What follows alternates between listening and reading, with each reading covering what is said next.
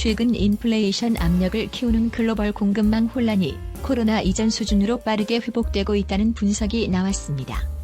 미국 뉴욕 연방준비은행에 따르면 공급망 혼란 정도를 나타내는 지표인 글로벌 공급망 압력 지수는 올해 7월까지 3개월 연속 하락세를 보이며 2021년 1월 이후 최저치를 기록했습니다.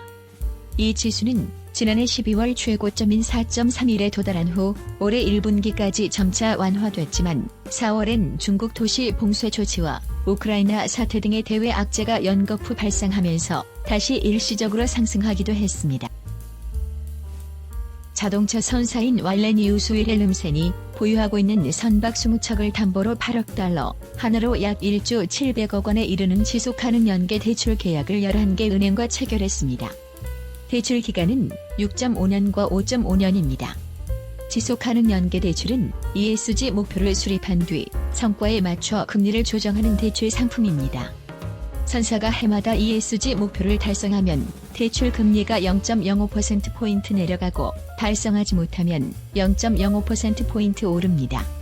왈레니우스 윌헬름센은 지난 8월 15일 5억 6,900만 달러를 선박 금융 자원에 썼습니다. 벌크 시장의 하락세가 심상치 않습니다. 중대형 선에서 중국의 철광석 수요가 부진한 가운데 선복 적체가 지속되면서 건화물선 운임지수 BDI는 1월 이후 가장 낮은 수치를 보였습니다. 케이프 시장은 중국의 건설과 제조업의 침체로 철광석 수입이 감소하고 선복이 남아돌면서 하락세가 계속됐습니다.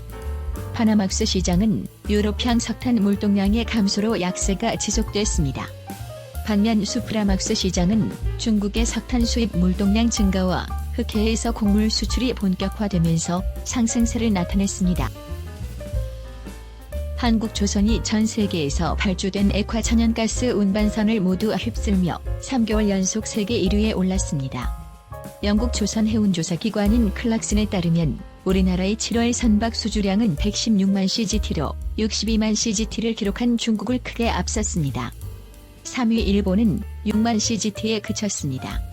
수주 점유율은 우리나라가 55%, 중국이 30%, 일본이 3%를 각각 나눠 가졌습니다.